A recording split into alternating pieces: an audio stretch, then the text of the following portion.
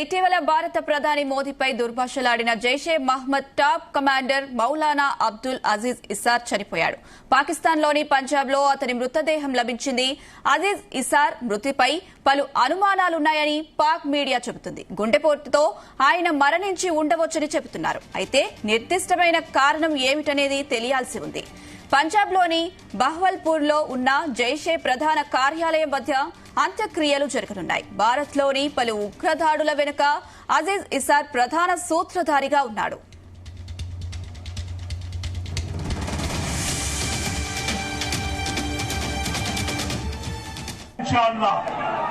अब गज़ा आजाद हो चुका, मजीद अल्लाह फतह देगा. बारी गज़वा हिंद की है, वारसा पैक्ट टूट गया, सोवियत यूनियन टूट गया, अमेरिका की नाक को काट दिया. अब बारी हिंदुस्तान. मौलाना मसूद अजहर के मुजाहिदीन आ रहे हैं. नरेंद्र मोदी संभाल सकता है अपनी हिंदुस्तान की हुकूमत को सवाल, वरना मुजाहिदीन तुम्हारे जबड़े से और तुम्हारी जुबान से कश्मीर का नाम भी छीन लेंगे और कश्मीर के हितों को भी छीन लेंगे इंशाअल्लाह. बुलंद आवाज से आखिर तक आवाज आनी चाहिए, आखिर तक आवाज आनी चाहिए, बुलंद आवाज से आवाज आनी चाहिए. मुजाहिदीन निकल पड़े.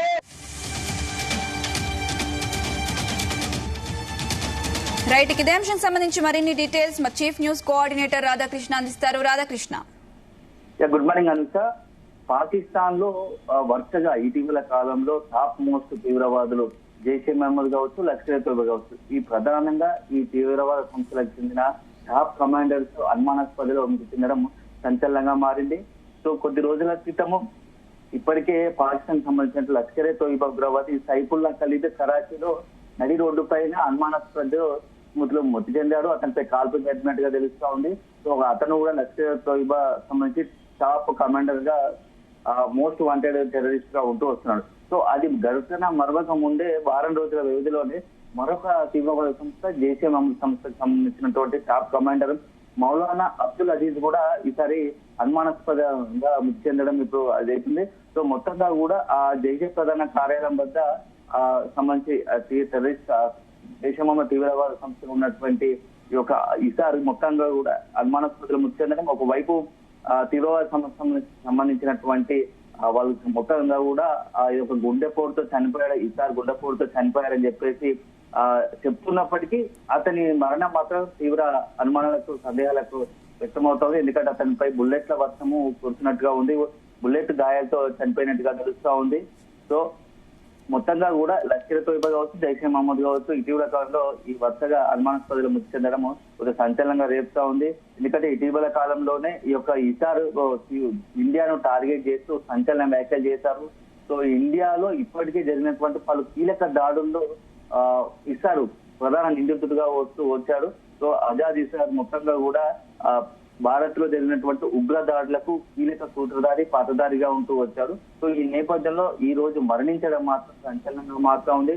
సో అతనికి సంబంధించి జైషే మహమ్మద్ మధ్య గుడ్డపోటుతో మృతి చెందాడు. అతని అంత్యక్రియలు జైషే ప్రధాన కార్యం మధ్య జరుగుతాయని చెప్పేసి చెప్తున్నారు. సో ఇటీవల కాలంలో భారత్ కూడా పేల్గం దాడి ఘటన తర్వాత ఆపరేషన్ సింధూర్ పేరుతో పాకిస్తాన్ భూభాగంలో ఉన్నటువంటి లష్కర్ తోయిబా కావచ్చు, అదేవిధంగా జైషే మహమ్మద్ కావచ్చు, ఈ రెండు తీవ్రవాద కేంద్రాలను టార్గెట్ గా చేసుకుని ఆపరేషన్ సింధూర్ నిర్వహించింది.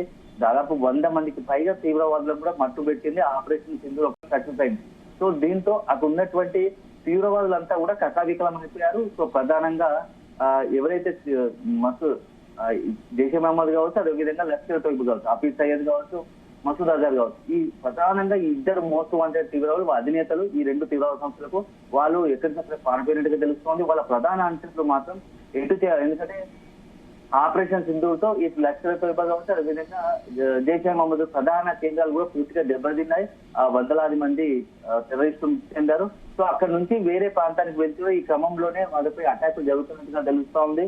సో మొన్న లష్కర్ తోయిబా అయినా ఇప్పుడు జైషే మహమ్మద్ ఇద్దరు ప్రధాన టాప్ కమాండర్లు కూడా వారం వ్యవధిలో అనుమానాస్పద నడి రోడ్డుపై పడి ఉండడం మృతదేహాలు మాత్రం కొంత కలకలం రేపుతున్నాయి. సో ఇది ఒక రకంగా భారత్ సంబంధించి ఆపరేషన్ సింధూర్ లో భాగంగానే జరుగుతుందా, లేకుండా పాకిస్తాన్ లో ఏదైనా యాంటీ టెర్రర్ గా ఏదైనా కొత్తగా ఆపరేషన్ స్టార్ట్ చేశారనేది మాత్రం ఆందోళన కలిగిస్తోంది.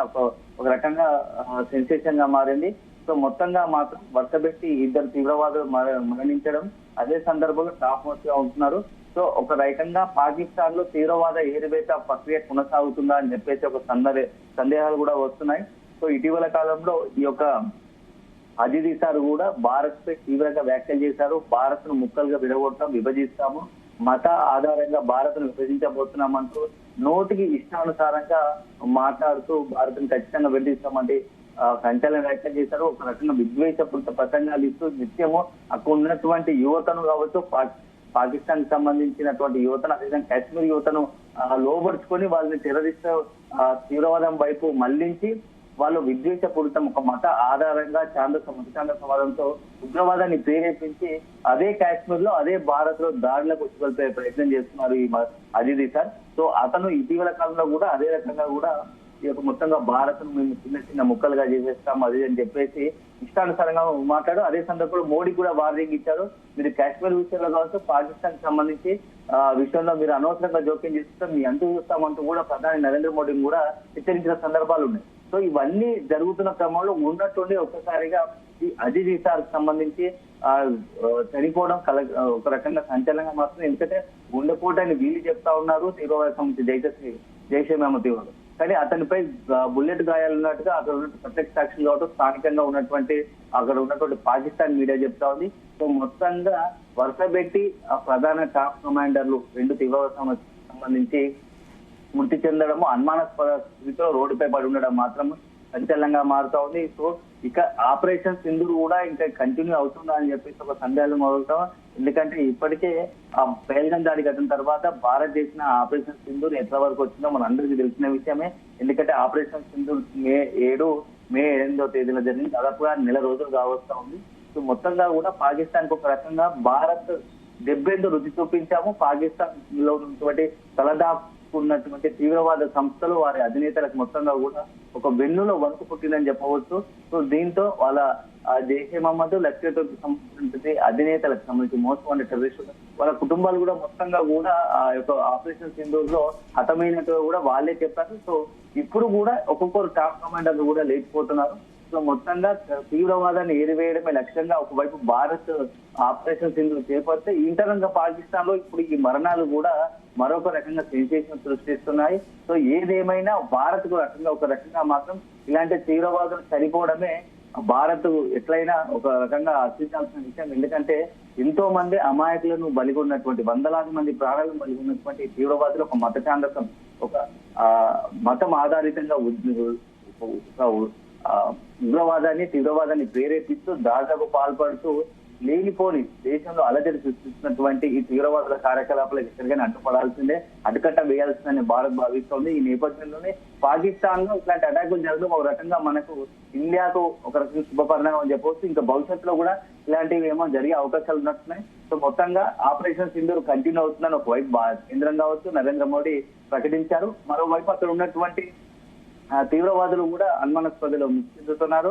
సో ఇటీవల కాలంలో కూడా మరొక వైపు పాకిస్తాన్ కి సంబంధించి కొంతమంది తలదాక్కున్న తీవ్రవాదులు మరొకసారి భారత్ పై దాడికి పాల్పడే అవకాశాలు ఉన్నాయని చెప్పేసి ఇప్పటికే బాగా వచ్చి ఇంటెలిజెన్స్ వర్గాలు ఒక అంచనా వేస్తున్నాయి. మనం ఇటీవల కాలంలో చూస్తాం, కొద్దిగా 3-4 రోజుల క్రితం కూడా పాకిస్తాన్ సరిహద్దు పంచుకునేటువంటి రాష్ట్రాల్లో మాక్ డ్రిల్ కూడా నిర్వహించారు, గుజరాత్ లో కూడా మాక్ డ్రిల్ నిర్వహించారు. సో ఒకవైపు భారత్ పైన పాకిస్తాన్ ఎప్పటికైనా తన వక్రబుద్ధి మార్చుకోదు, దాడులకు పాల్పడే అవకాశం ఉందని ముందు జాగ్రత్తగా పచ్చబెట్టి మాదిరి నిర్వహిస్తున్నారు. అక్కడ ఉన్నటువంటి ప్రజలు అప్రమత్తం చేస్తున్నారు. ఎందుకంటే ఆపరేషన్ సింధూర్ తర్వాత పాకిస్తాన్ చేసినటువంటి అటాక్ మనం భారత్ కౌంటర్ అటాక్ చేసింది. ఈ నేపథ్యంలో పాకిస్తాన్ డ్రోన్లపై భారత్ కు దాడులకు పెద్ద ఎత్తున పాల్పడింది. ఒకవైపు క్షిపణులు కావచ్చు, అదేవిధంగా డ్రోన్లతో అటాక్ చేసింది. ముఖ్యంగా పంజాబ్, రాజస్థాన్, గుజరాత్, కాశ్మీర్ ఈ 4 రాష్ట్రాలను టార్గెట్ చేసుకునే వరుసపెట్టి వేలాది డ్రోన్లతో పాకిస్తాన్ దాడికి పాల్పడింది. కానీ అదృష్టవశాత్తు మన ఆర్మీ మంచి వాటిని పూర్తి స్థాయిలో క్షిపణులను కావచ్చు డ్రోన్ నిర్వీర్యం చేసింది, ఇప్పుడు పెద్ద విధ్వంసమే జరిగేది.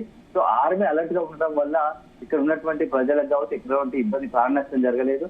సో మొత్తంగా ఇప్పుడు మరోసారి అలాంటి పరిస్థితి రాకుండా రేపు భవిష్యత్తులో ఎలాంటి పరిస్థితిని ఎదుర్కోవడానికి సన్నద్ధంగా ఉండాలని చెప్పేసి ఆయా మొత్తంగా కూడా పాకిస్తాన్ సంబంధించి సరిహద్దు రాష్ట్రాలకు భారత్ పాక్ సరిహద్దు రాష్ట్రాలకు అప్రమత్తం చేస్తున్నాం, ఎప్పటికప్పుడు మాటలు చేస్తున్నాం. అంటే ఎప్పుడు అప్రమత్తంగా లేకపోతే పాకిస్తాన్ దారిలో అనవసరంగా మనం ప్రాణ నష్టం, ఆస్తి నష్టం జరిగే ఉంటుంది. కాబట్టి జాగ్రత్తగా ఉండడం మేలు అనేది ఎప్పటికప్పుడు ప్రజలను అప్రమత్తం చేస్తుంది కేంద్రం. సో ఇంకొకటి, ఇటీవల కాలంలో పరిస్థితులు కూడా మారుతున్నాయి. ఎందుకంటే పాకిస్తాన్ లో భారత్ చేసినటువంటి దాడిలో పాకిస్తాన్ చాలా దెబ్బతిన్నది. సో అదే సందర్భంలో పాకిస్తాన్ లో కూడా ఇంకా తీవ్రవాదులు కావచ్చు, అక్కడ ఉన్నటువంటి కొంత నేతలు మాట్లాడుతున్న తీరు, మా దగ్గర న్యూక్లియర్ వెపన్స్ ఉన్నాయని చెప్పేసి ఒకరు ఇష్టానుసారంగా మేము భారత్ పై ఖచ్చితంగా మేము ఎదురుదాడికి దిగే అవకాశాలు ఉన్నాయని చెప్పేసి ఇష్టానుసారంగా మాట్లాడుతున్న నేపథ్యంలో పాకిస్తాన్ ఏ క్షణంలో ఎట్లాంటి అయినా దాడులకు పాల్పడే అవకాశం ఉంటుంది. కాబట్టి ముందు జాగ్రత్తగా ఈ మార్గం నిర్వహిస్తున్నారు. సో ఒకవైపు మాత్రం ఈ తీవ్రవాదుల ఏదివైతే మాత్రం కొనసాగుతుందని చెప్పేసి ఇప్పటికే భారత్ స్పష్టం చేసిన నేపథ్యంలో ఇప్పుడు ఈ మొత్తంగా కూడా ఈ మరణం ఏదైతే ఇసార్ ఉన్నది మరణం మాత్రం అజర్ ఇసార్ మరణం మాత్రం కొంత సంచలనంగా మారిందని చెప్పవచ్చు. Right Radhakrishna, thank you.